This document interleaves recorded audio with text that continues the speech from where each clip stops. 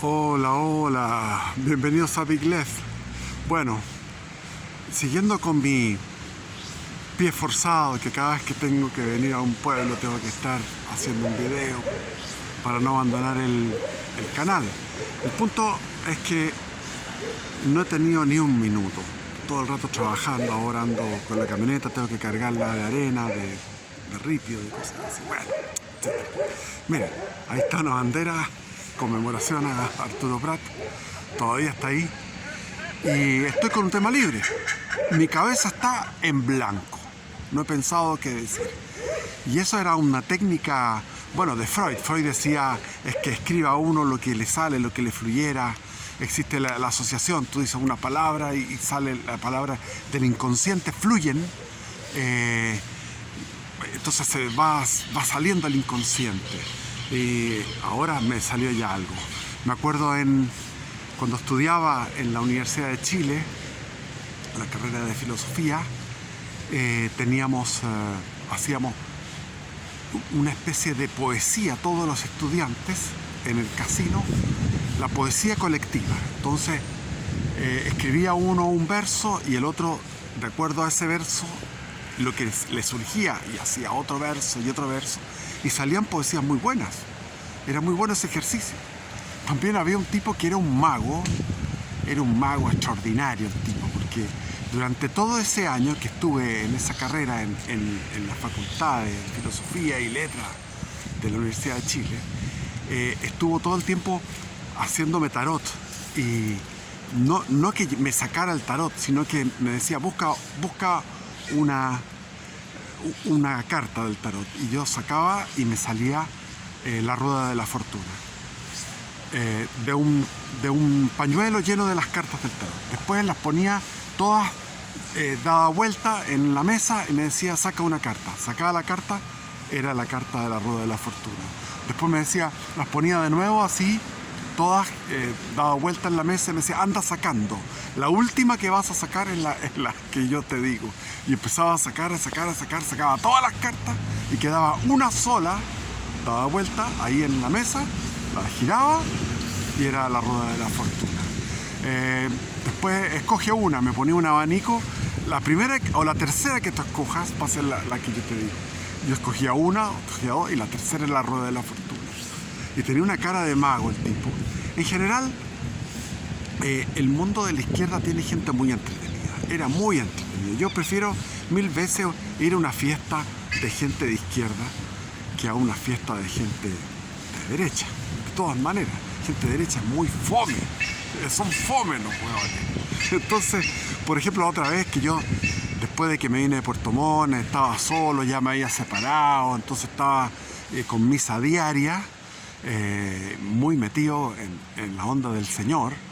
Y imagínense, gimnasio todos los días, misa diaria, comunión diaria, perfecto. Me encuentro con un amigo antiguo que el tipo era del Partido Humanista, toda la vida del Partido Humanista.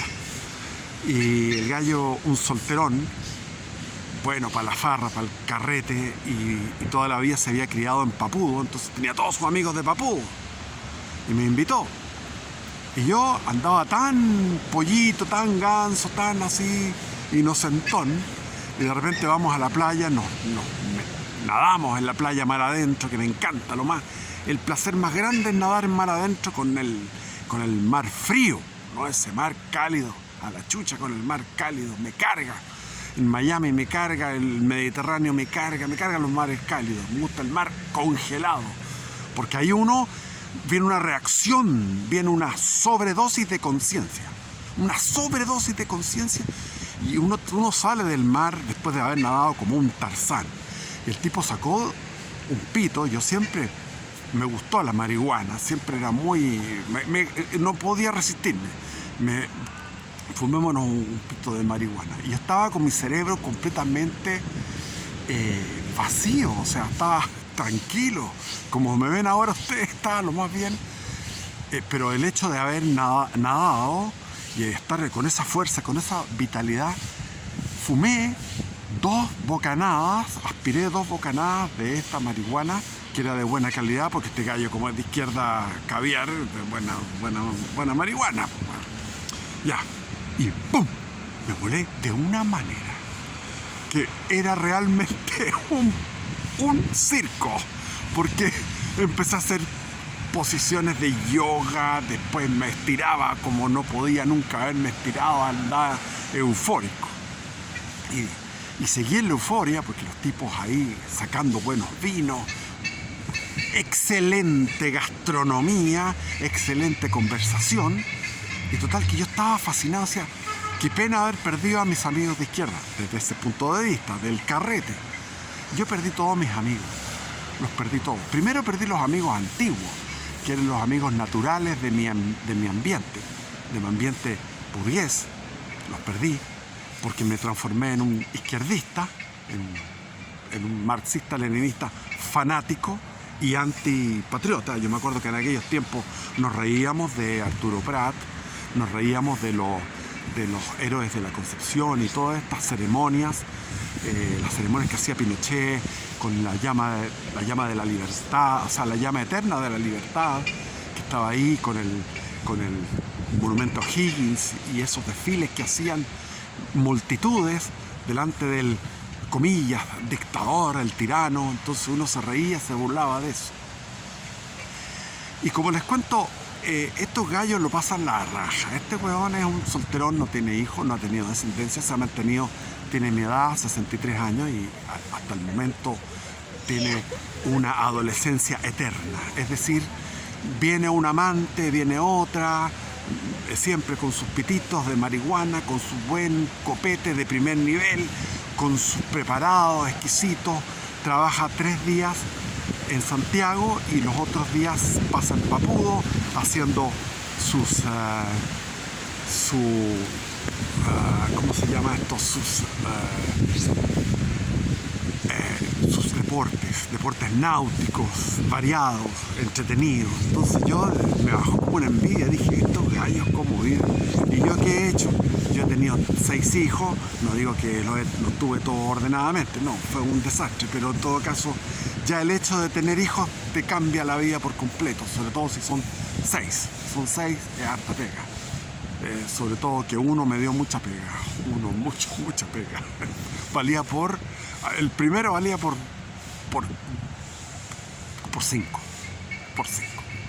Bueno, y bueno, era tema libre, o sea, se me fue el tema.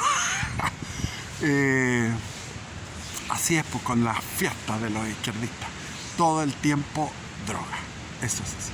Las fiestas del izquierdista, buena comida, droga, etcétera, etcétera. Las fiestas de los derechistas son fome, si es así la cosa, ¿qué le vamos a hacer? Y aquí acordándome, sacando otro tema de la chistera, mi padre me llevaba siempre a las conmemoraciones del 21 de mayo. Íbamos, me acuerdo, una vez en Iquique.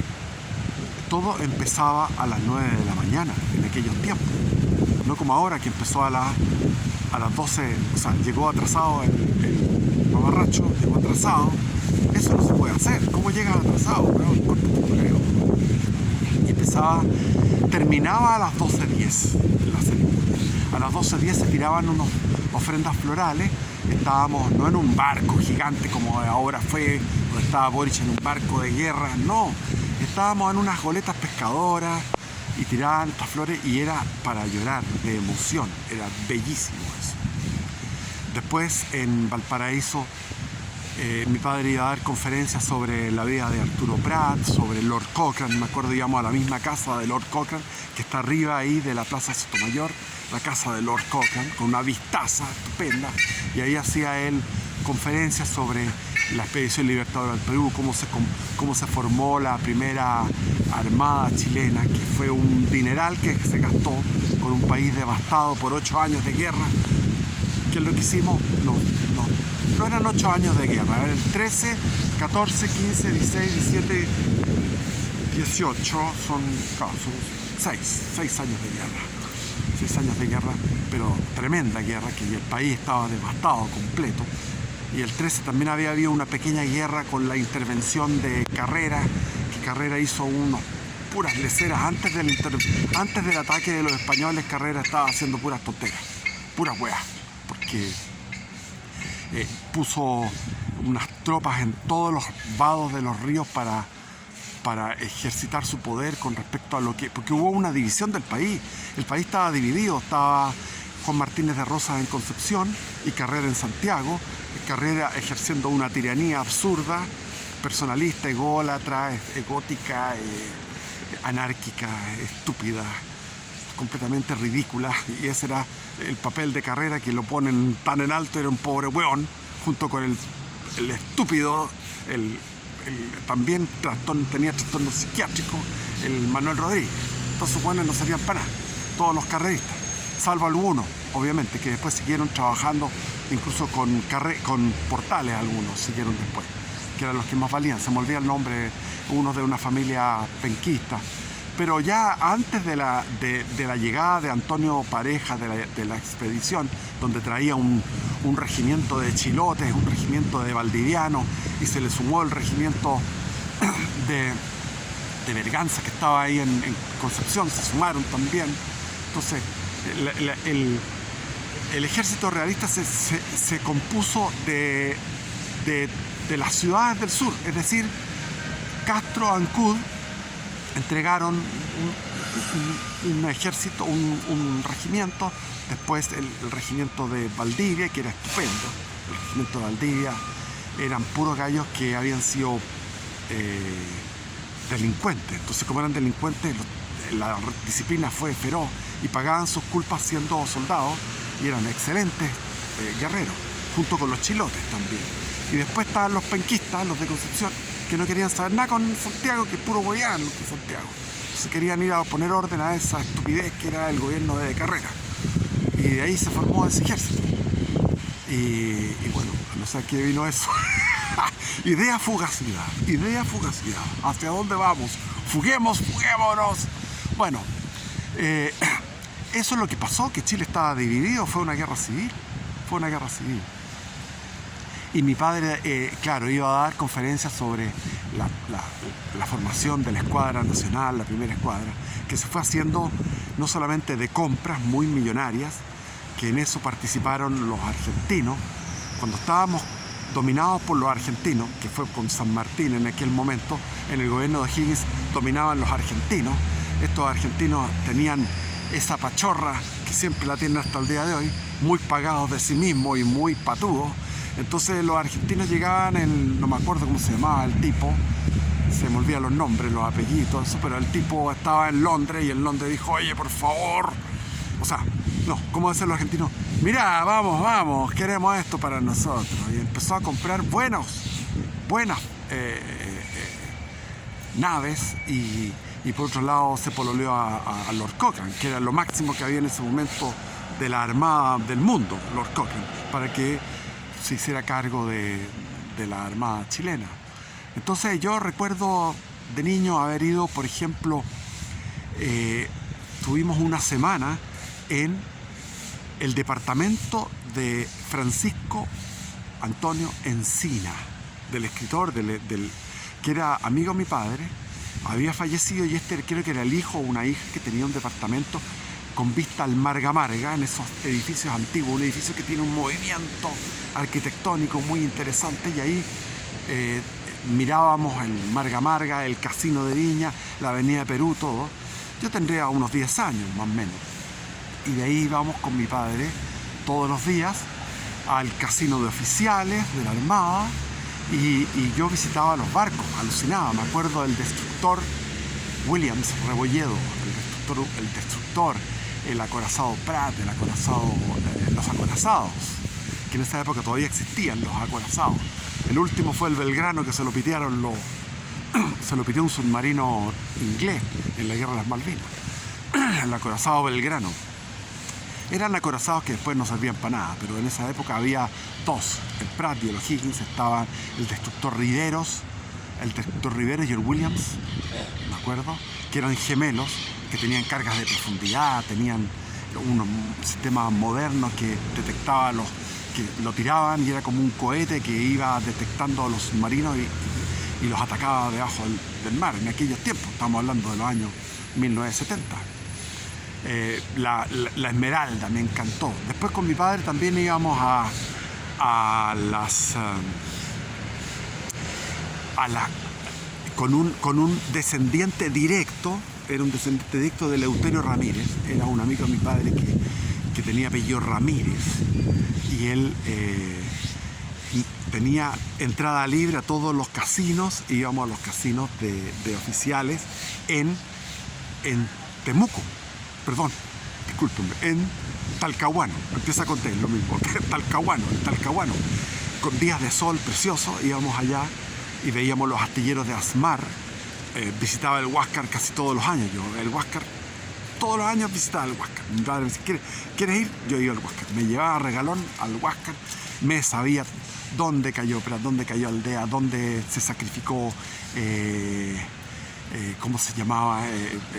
Ignacio Serrano, en La Popa, etcétera, etcétera. O sea, lo tengo aquí tengo el Huáscar. De niño uno tiene una memoria, me lo sé, o sea, los pasos para acá, la sala de máquinas, las habitaciones de la oficialidad, de la tropa, etcétera, la Santa Bárbara, todo lo que es el Huáscar me lo sé completamente de memoria. Era una cosa fascinante para mí. Ir a los barcos también que estaban fondeados ahí en la base naval de Talcahuano, la isla Quiriquina, la caleta Tumbes, todo eso, una alucinación. No, Chile es una alucinación desde el punto de vista marítimo, alucinante. Y las historias que hay, miles de historias en esa bahía, la bahía de Talcahuano, hay mucha historia. De partida, Talcahuano no fue fundada por los españoles, sino que fue fundada por franceses. Fueron franceses los que fundaron, etcétera. O sea, está lleno de guerras todo el rato, con los araucanos, con los piratas, guerras de todo. Y después la guerra de la independencia está todo el tiempo. El centro de toda la guerra de la independencia fue Concepción y Talcahuano. Fue el centro de la guerra, incluido Chillán. O sea, del Maule al sur era la guerra. La guerra fue en la provincia de Concepción, que era del Maule al sur. Y todo eso de ir también, me acuerdo, a un casino en la mina de Schwager, bajar a las minas de carbón y estar en ese casino de los ejecutivos de la mina, de la carbonífera, Lota Schwager. Ir a Lota, mirar a los carboneros con las caras negras, y después, cuando era más grande, yo tenía 25 años, volví a la zona carbonera en 1985. Estábamos hablando de 15 años después, cuando yo ya tenía 25 años, fui a trabajar al carbón, porque tenía un primo que tenía 2 minas de carbón en Los Álamos, y ahí fue alucinante eso, porque de partida me encontré con mi primo en el puente que cruza el Biobío. Me llevó en su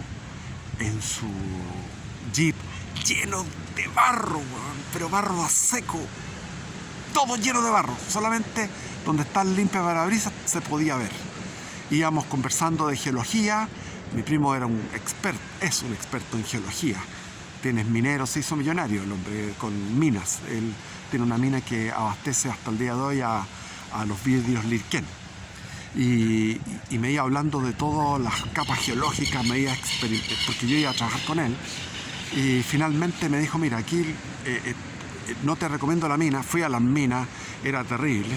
Él, siendo empresario, vivía duramente en un lugar que era una pensión completa, que le daba una señora ahí comiendo las cazuelas. Y las casas en Curanilahue, todas las casas eran con unos vidrios que no eran vidrios, sino que eran de plástico. No había vidrios en las casas. La calefacción era de carbón. Los camiones cargados era como un país africano. Es decir, los camiones llenos de obreros, todos los obreros con las caras negras, de venir de las minas, y de ida en la mañana con sus caras tristes antes de que amanezca, llegando a las minas, lleno de pirquenes, todo lo que era Curanilahue. y mi primo me dijo, bueno, aquí sabes manejar pistola, aprendí a manejar la pistola, me puso una caja fuerte y recogía todo el carbón que me entregaban los niños y las mujeres, niños y mujeres, que con unas badminton, con estas quechas que se llaman, que son un fierro con unas puntas, con un círculo de fierro y una malla para poder capturar todos los relaves, todos los desechos de carbón de todos los pirquenes de Curanilahue, lo tiraban al río Lebu, y el río Lebu iba cargado de estas partículas de carbón de distintos tamaños, y estos niños pasaban 4 o 5 horas en el agua con sus madres sacando ese carbón y tirándolo en una plataforma donde ahí juntábamos el carbón y después lo pesábamos. Y en la pesa salía 1 tonelada, cuando era 1 tonelada llamaba al camión, el camión llegaba, cargaba la tonelada, me pasaba las lucas y yo las guardaba en una caja fuerte con clave y con la pistola ahí por cualquier cosa si querían ir a asaltarme. Y bueno, pasó el tiempo, eso fue el año 85 y el año ya 2000, por ahí, 2005. El año 2005 pasé de nuevo por Curanilahue.